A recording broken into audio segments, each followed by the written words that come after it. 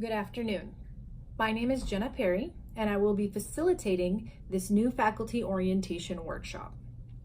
Today, I will be addressing issues and information relating to academic freedom.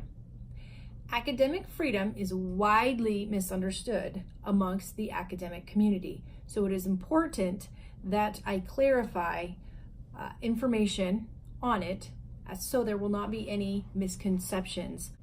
I will touch base on specific concepts relating to academic and intellectual freedom and how this applies to the classroom, class learning material, and also in the extended online learning environment. I will discuss how academic freedom relates to research, property rights, and faculty rights. Some of you today may have previously worked for a public institution. This university is a private institution, so there are some differences in what academic freedom looks like here versus your previous place of employment. Starting out with general definition and broad understanding of what academic freedom is. According to the Statement of Principles of Academic Freedom and Tenure, developed by the Association of University Professors and the Association of American Colleges and Universities, teachers are entitled to full freedom in research, publication of the results of their research activities. So they have freedom to research and publish as long as they're still upholding their other obligations as a faculty member. Teachers are also entitled to freedom in discussing their subject, but they should be careful not to involve or introduce their teaching personal controversial matters.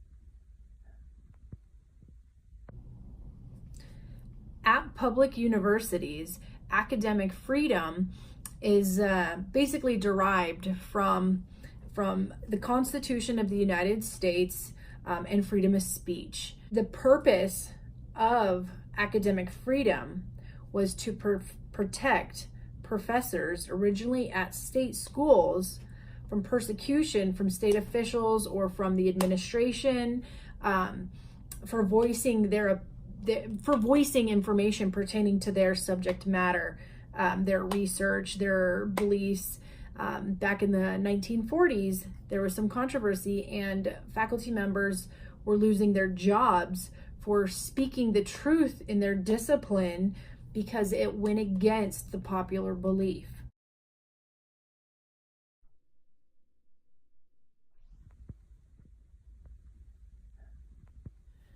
So intellectual freedom, as a professor, you're an intellect, you're seeking the truth, trying to find more information, trying to understand, trying to strike conversations, and critical thinking that elevates thoughts to the next level to which new discovery can be made. And all professors are intellectuals, some extent, some more than others. Intellectual freedom gives you the right to be an intellect and to seek that discovery. And it's different than academic freedom because academic freedom also gives you that right, but it's academic, you have to stay within the bounds and the constraints of your specific discipline. Because our university is a private institution, and private institutions have the right to establish what academic freedom looks like at their university. So there's institutional policy that defines what academic freedom looks like at private institutions.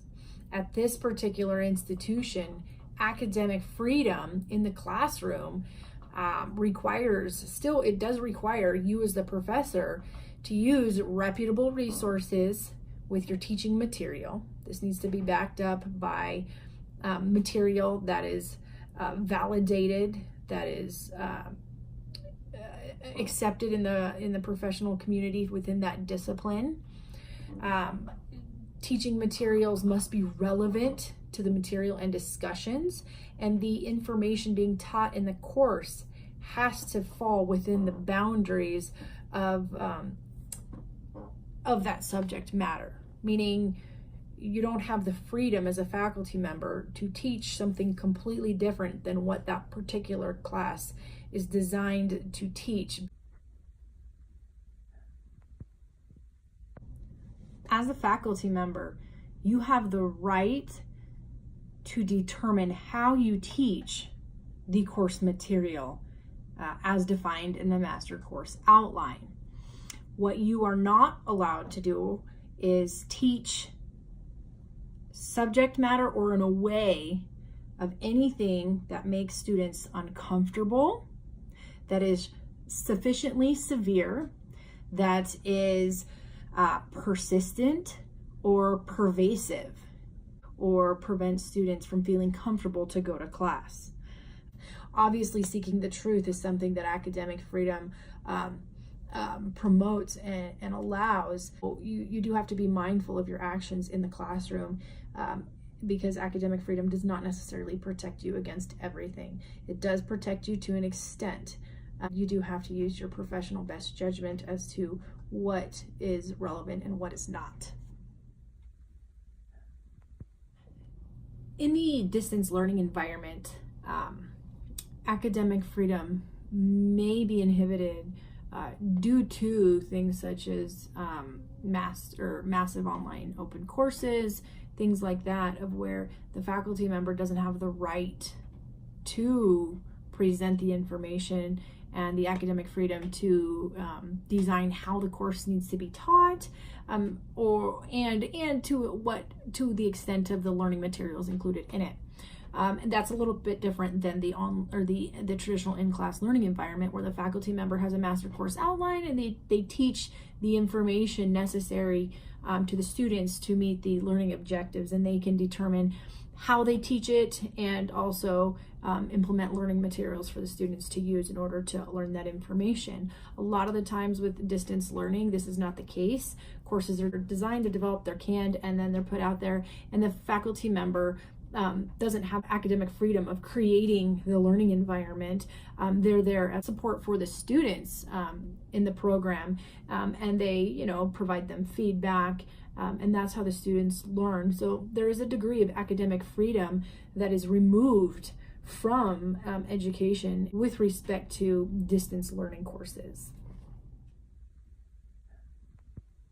The faculty and the students are given academic freedom with research. However, if any of the products are designed on campus, are designed or created using institutional resources, machines, computers, anything like that, and especially if they're funded through the university or receive funding that is funneled through the university, all property rights are that of the institutions. Faculty members do not necessarily at this institution have the right to research anything that they want to research. Research generally needs to be in the scope of one's profession. The purpose of doing the research is to further education in that subject area. And to further the knowledge in that subject area. So institutional research committees they're the ones that basically determine if your research is viable and if you're allowed to pursue that research. So you don't have academic freedom to research anything you want to research under the sun.